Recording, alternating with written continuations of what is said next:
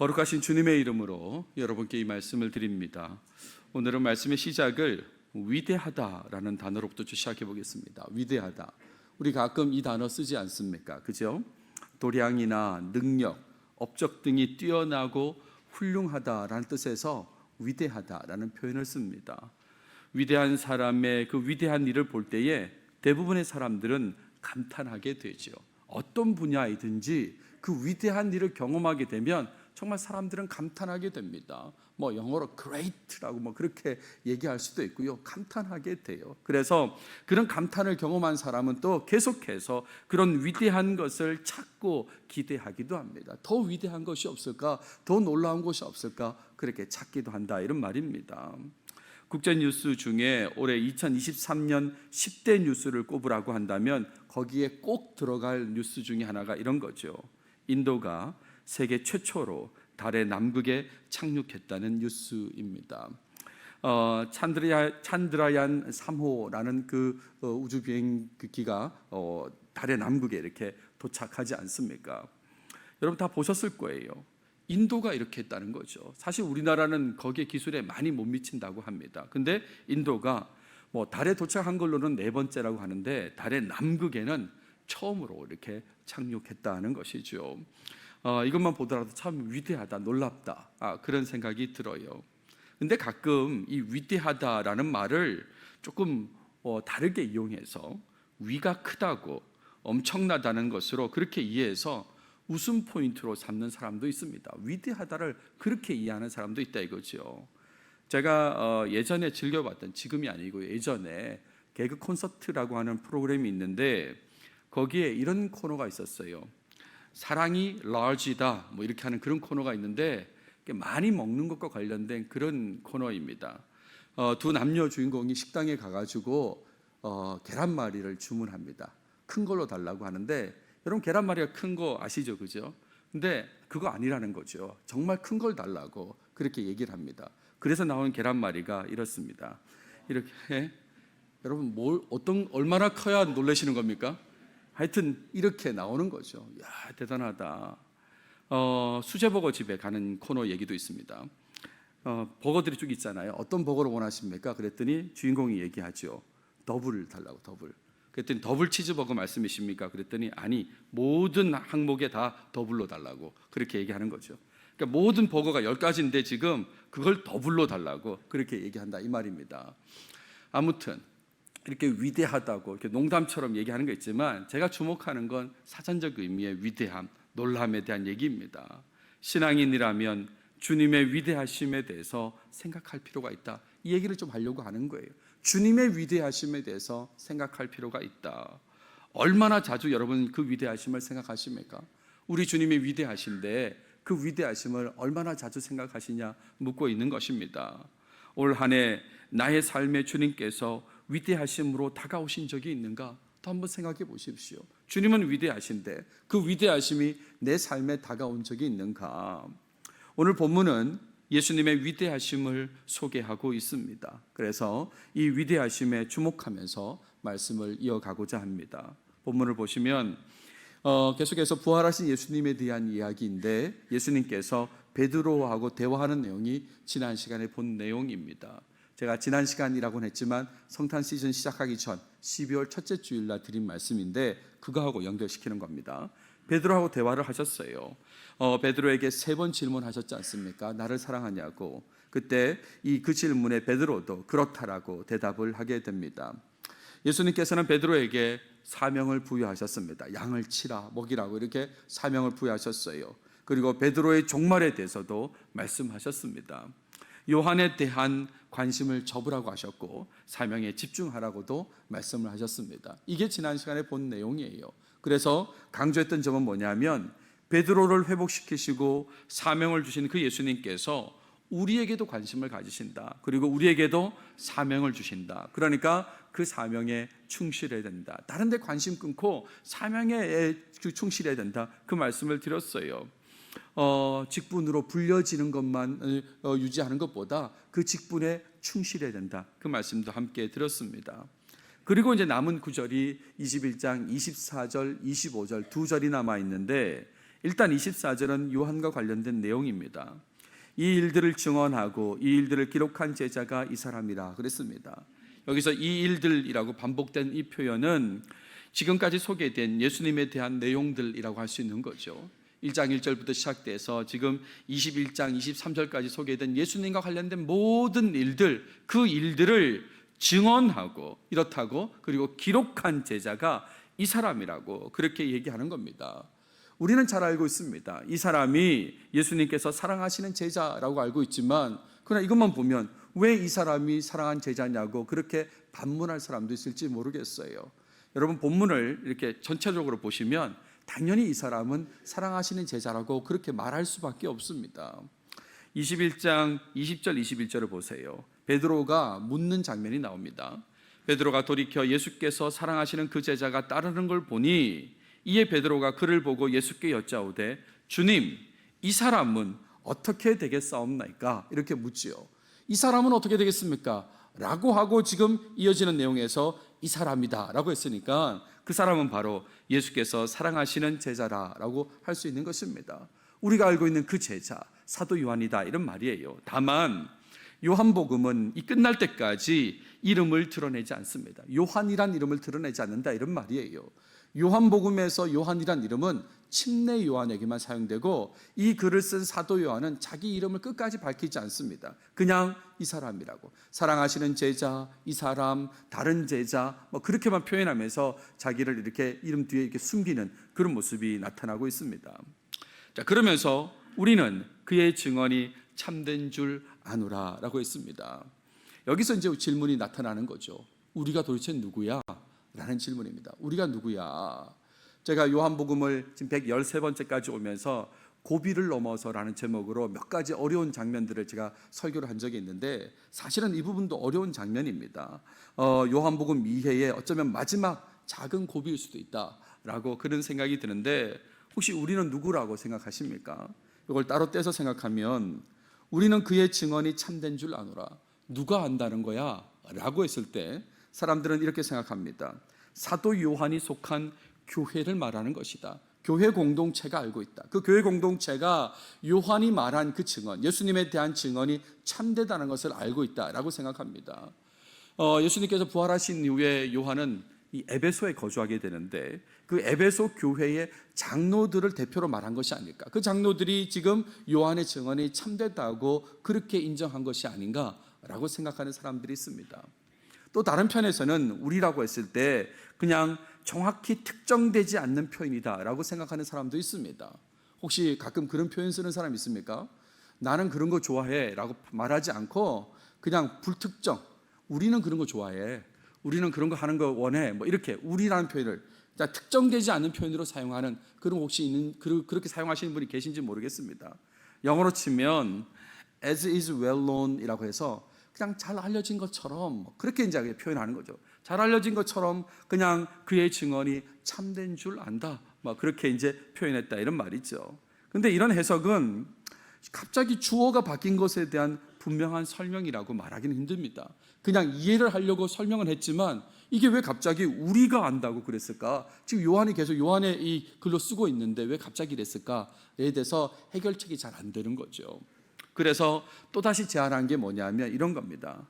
사도 요한 자기 자신을 가리키는 표현이 바로 우리다라고 그렇게 이해하는 겁니다. 자기 자신을 우리라고 표현했다 이런 말이에요. 이걸 이제 편집자적인 우리라고 그렇게 표현하기도 하는데 사도 요한은 이 표현을 종종 사용했습니다. 요한문서에서 종종 사용합니다. 특히 요한복음 1장에도 나와요. 한참 전 우리가 본 거지만 1장 14절을 보세요. 말씀이 육신이 되어 우리 가운데 거하심에 우리가 그의 영광을 보니 아버지의 독생자의 영광이요 은혜와 진리가 충만하더라. 여러분들은 그냥 슬쩍 지나가셨겠지만 실제로 이 우리가 지금 현재 이 예배당에 있는 우리는 아니겠죠. 물론 그렇게 해석할 수는 있겠지만 처음 이걸 기록할 때 그 우리가 2023년 12월 31일 지금 목양교회 예배당에 있는 우리는 아닐 것입니다. 그러니까 이 우리는 곧 이 글을 쓰고 있는 요한과 같은 그런 존재로 지금 쓰고 있다라고 할 수 있는 거죠. 더 확실한 건 요한 1서입니다. 요한 1서를 보세요. 우리가 이것을 쓰면 우리의 기쁨이 충만하게 하려 합니다. 요한 일서를 누가 쓰고 있습니까? 요한이요. 근데 갑자기 우리가 이것을 쓴다고 그랬고 우리의 기쁨이 충만하게 하려 합니다라고 그런 표현을 쓰잖아요. 그러니까 자신을 우리라고 표현할 수도 있구나. 사도 요한이 자신의 증언과 기록이 참되다고 확증하기 위해서 이렇게 우리라는 표현을 쓰면서 말하고 있구나라는 것을 알 수 있는 것입니다. 조금 어려운 얘기가 될 수 있는데 요한복음을 마무리하니까 한번 들어보십시오. 영어로 implied author라는 말이 있습니다. 우리말로는 그냥 암묵적인 저자, 내포 저자 뭐 이렇게 이제 번역해서 쓰는 말인데, 여러분 가운데 문학을 공부하신 분들이라면 그냥 쉽게 그냥 접하는 내용이지요. 실제 저자가 있고 실제 독자가 있습니다. 어떤 문학 작품을 놓고 실제 저자와 실제 독자가 있고, 또 저자가 글을 쓰면서 그 글 안에, 텍스트 안에 숨어 있는 암묵적인 저자가 있고 암묵적인 독자가 있는 거거든요. 그러니까 요한복음을 그렇게 바라보면 좀 이해가 된다 이런 말입니다. 실제 저자와는 구별되는 화자를 창조하고 이야기를 이끌어가면서 사건들이 일어나게 하는 그 존재, 본문 안에서만 존재하는 그 존재, 그게 바로 이 내포 저자라고 할 수 있는데, 지금 목사가 지금 무슨 말 하나 이렇게 생각되시겠지만 쉽게 말하면 사도 요한과 사랑하신 제자가 있는데, 사도 요한은 직접 글을 쓴 사람이죠. 실제 저자이죠. 근데 내용 속에서 저자인 것처럼 이끌어가는 사람이 바로 사랑하시는 제자, 내포 저자다 이런 말입니다. 그러니까 우리는 그의 증언이 참된 줄 아노라. 우리는, 나를 우리라고 표현했습니다. 그러니까 사도 요한을 말하죠. 그는요 사랑하시는 제자, 내포 저자를 얘기하는 것입니다. 사실은 다 본인인데도 불구하고 그렇게 표현해서 이 글을 지금 가고 있는 것입니다. 이렇게요. 그러니까 우리는 그의 증언이 참된 줄 아노라. 그렇다면 왜 이렇게 표현했을까? 그냥 참되다고 하든지 그러면 될 텐데, 내가 썼다고 그러면 될 텐데 왜 굳이 이렇게 표현할까라고 하면, 예수님께서 하나님이시라는 증언이 확실함을 드러내고 싶어가지고 이렇게 얘기한 거예요. 끝까지 자기 이름을 밝히지 않잖아요.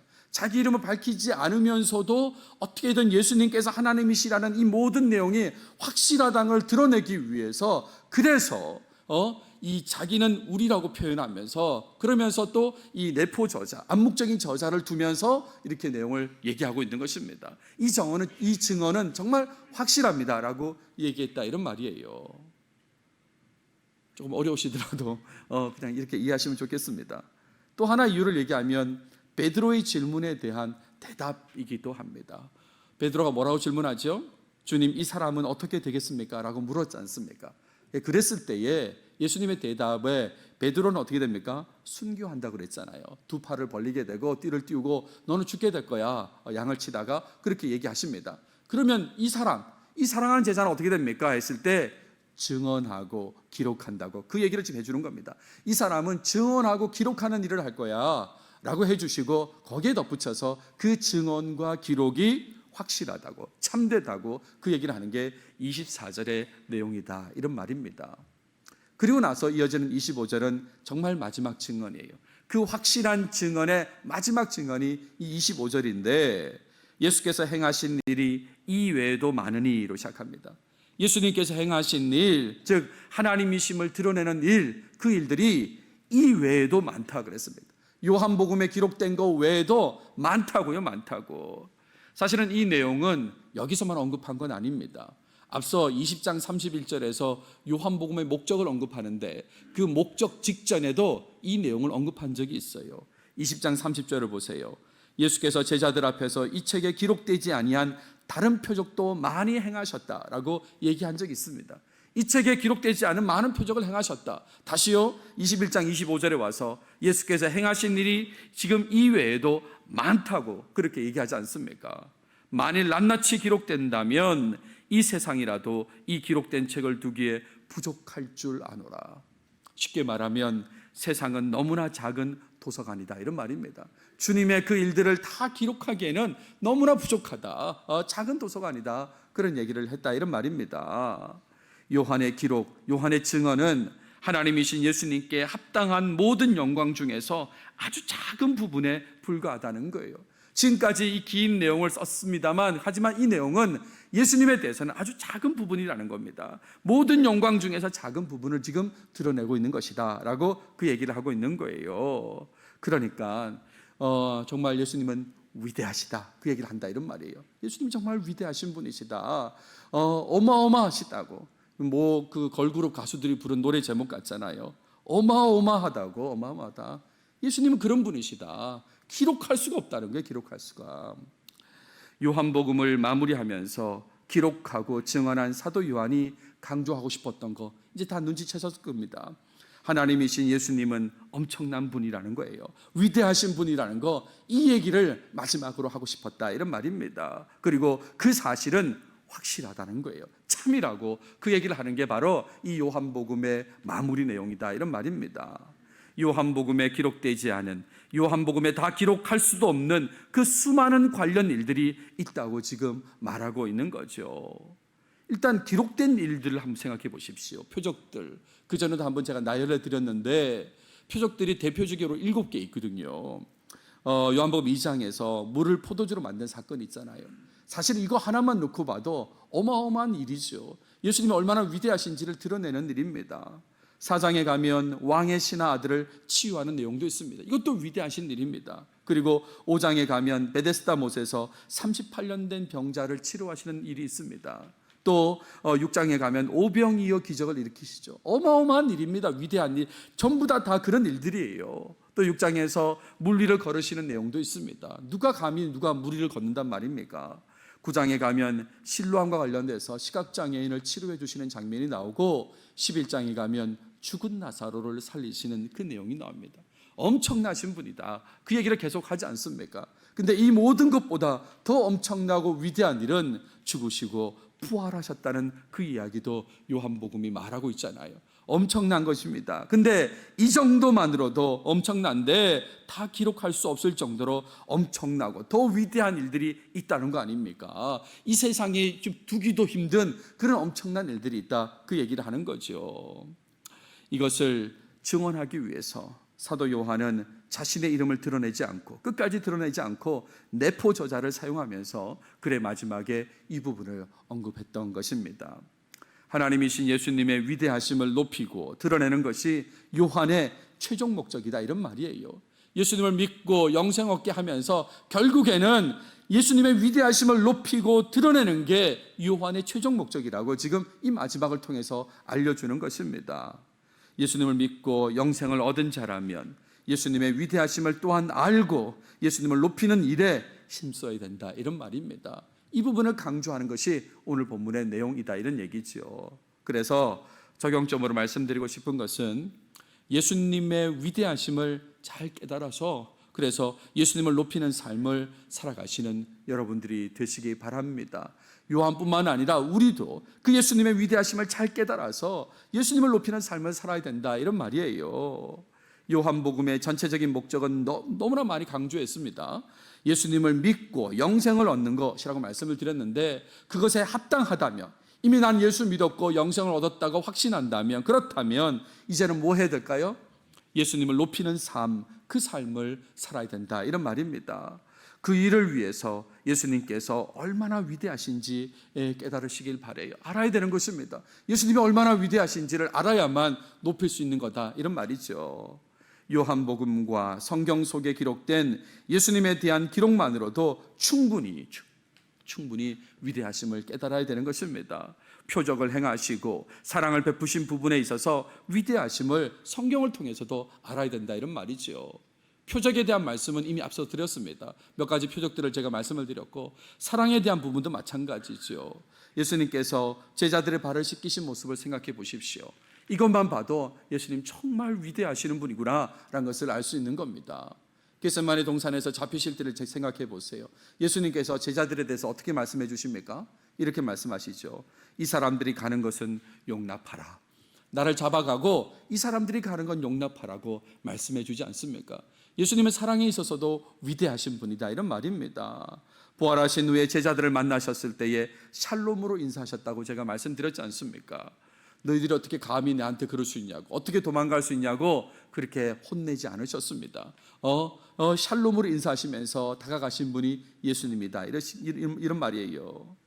무엇보다 여러분, 나 자신의 삶에 행하신 일에 대해서 한 예수님의 위대하심을 깨달으시길 바랍니다. 성경을 통해서 예수님의 표적, 이 사랑의 행위를 통해서 이 예수님의 위대하심을 깨달을 뿐만 아니라 나 자신의 삶에 행하신 일에 대해서도 예수님의 위대하심을 깨달을 필요가 있다, 이런 말이에요. 제자들 같은 부족한 모습에도 불구하고 사랑을 베풀어 주신 부분이 있지 않습니까? 그 부분에 대해서 주님 참 위대하십니다라고 고백해야 된다, 이런 말입니다. 거듭 기회를 주신 그 은혜를 생각하셔야 되는 거예요. 나 같으면 저렇게 불순종하고 저렇게 예배를 참여하지 않고 했으면 벌써 심판해도 했을 텐데, 그런데 또 기회를 주시고 또 기회를 주신 그 은혜, 그 위대하심을 높여야 된다, 이런 말입니다. 어려운 상황도 있었는데 그 속에서 도움을 요청했을 때에 건져주신 부분이 떠오른다면 그 역시도 주님의 위대하심으로 생각하고 높여야 된다, 이런 말이죠. 생각지도 못한 은혜로 그 어려움을 해결해 주신 그 부분이 있다면 더더군다나 더 주님을 높여야 되는 거죠. 아직까지 해결되지 않고 건진받지는 않았다 하더라도 여전히 소망을 가지고 있다면 그 소망을 주신 그 위대하신 그 주님의 은혜에 감사하면서 높이는 모습이 있어야 된다, 이런 말입니다. 여러분 잘 알고 계신 대로 오늘은 2023년의 마지막 날입니다. 12월 31일 주일이죠. 더욱 베푸신 은혜를 떠올리면서 예수님의 위대하심을 생각하고 또 생각하시기 바랍니다. 한 해 동안 365일 동안 지나갔던 그 모든 상황 속에서 주님이 얼마나 내 삶에 위대하셨는지를 또 생각하고 또 생각해 보시라, 이런 말입니다.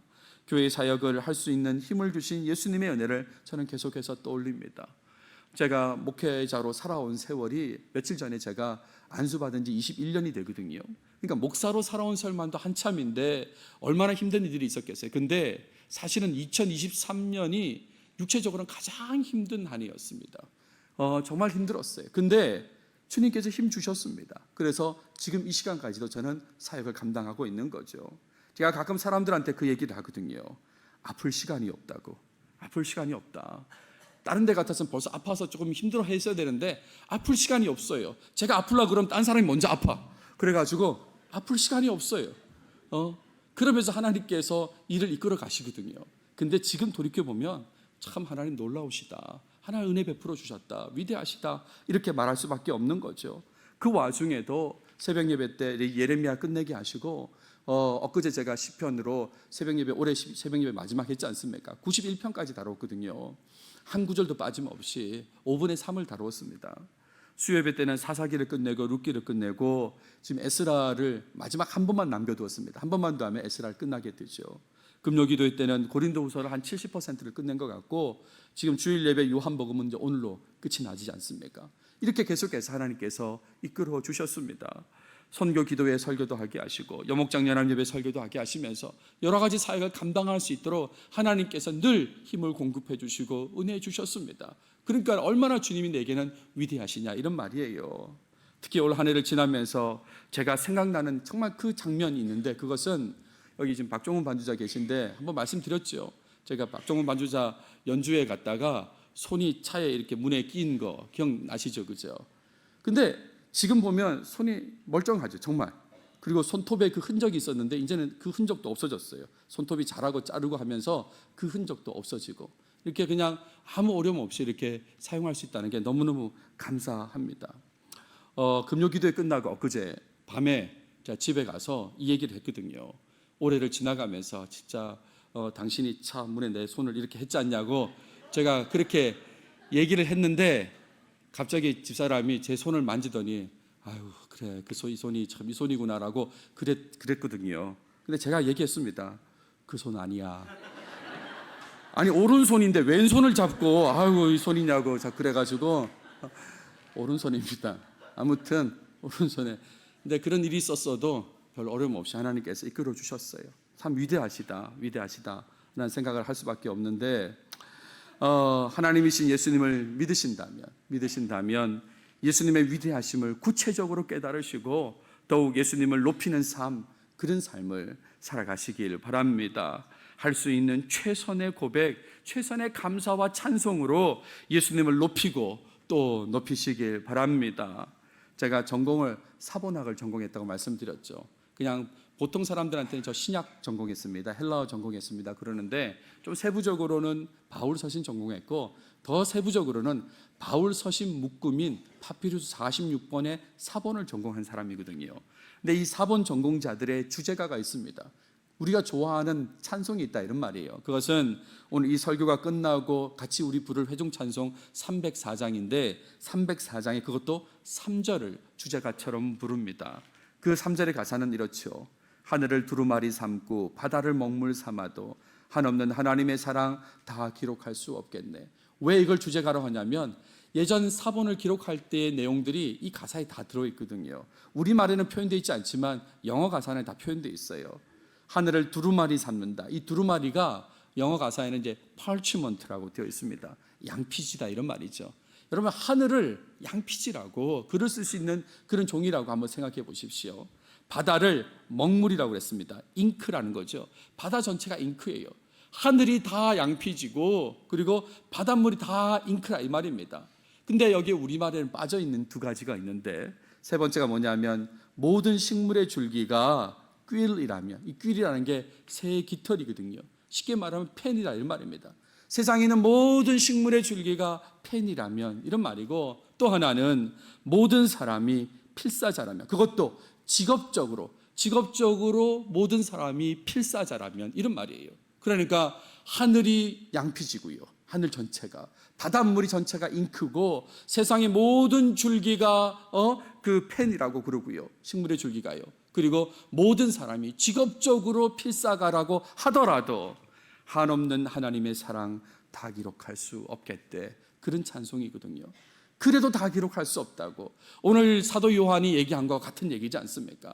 이거 외에도 얼마나 많은 일이 있는지 모른다고 이 담기에 다 부족하다고 얘기한 것처럼 그 내용이 바로 이 찬송가 304장 3절의 가사다 이런 말입니다. 나 같은 사람을 택하시고 사역할 수 있도록 기회를 주신 그 위대하신 예수님만을 위해서 살아가려고 하는 것입니다. 설교를 준비하면서 계속해서 들은 생각은 어떻게 나 같은 사람이 목사가 되어서 말씀을 전할 수 있을까? 어떻게 나 같은 사람이 선택되었을까? 주님 위대하십니다. 주님 은혜가 높습니다 라고 고백할 수밖에 없고 그러니까 예수님만을 위해서 살아가야 되겠다고 생각하고 이렇게 지금 말하고 있는 것입니다. 나만의 고백을 드리면서 이 길을 성실하게 꿋꿋이 당당하게 걸어가고자 합니다. 주님께서 나를 선택해 주셨으니까 그러니까 이 길을 성실하게 꿋꿋이 당당하게 걸어가고자 합니다. 특별히 제가 드리는 고백은 이거예요. 여러분도 이런 고백할 수 있지만 제가 주님께 드릴 수 있는 고백은 예수님을 위한 일에 내 삶을 걸겠습니다라는 거예요. 내 삶을 걸겠다고. 여러분 가끔 목사가 예배에 대해서 이야기하고 기도에 대해서 이야기하고 또 최근에는 목장에 대해서 이야기하는데 그냥 얘기하는 것 같습니까? 아닙니다. 저는 제 삶을 걸고 얘기하는 겁니다. 되면 좋고 안 되면 말고 아닙니다. 정말 돼야 된다고 생각하고 삶을 걸고 한다 이런 말이에요. 주님께서 나를 선택해 주셨고 내게 위대한 일을 행하셨기 때문에 그러니까 저는 삶을 걸고 주를 위해서 이 길을 가겠다 이런 말이에요. 말씀을 마무리하겠습니다. 요한복음을 끝까지 살펴본 자가 되었습니다. 어떻습니까? 우리 이제 요한복음 전체를 살펴본 사람이 되었는데 그런 사람으로서 예수님을 믿고 영생을 얻을 뿐만 아니라 예수님의 위대하심을 깨닫고 예수님을 높이는 삶, 그 삶을 꼭 살아가시는 여러분들이 되시길 바랍니다. 나만의 고백으로 더욱 예수님을 높이시고 살아가는 삶, 2024년의 삶, 그런 삶이 여러분의 삶이 되셨으면 좋겠습니다.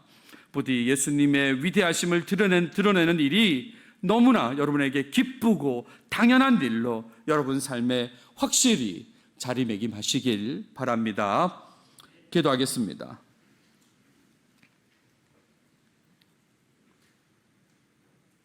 하나님 감사합니다. 오늘도 우리에게 요한복음으로 말씀해 주셔서 감사합니다. 특별히 요한의 증언을 통해서 주님이 얼마나 위대하신 분인지 알려주셨는데 그 위대하신 주님에 대해서 우리도 깨닫게 해 주시옵소서. 성경 말씀을 통해서 또 내 삶에 역사하신 것에 대해서 주님의 위대하심을 깨닫고 주님을 높이는 삶이 우리 삶에 나타나게 도와주시옵소서. 우리에게 새해가 허락된다면 그 새해의 삶 속에서 더욱 주님을 높이며 살아가는 우리 모두가 되도록 도와주시옵소서. 그리고 주님 요한복음을 마치게 하셔서 감사드립니다. 이 모든 말씀 예수님의 이름으로 기도드렸습니다. 아멘.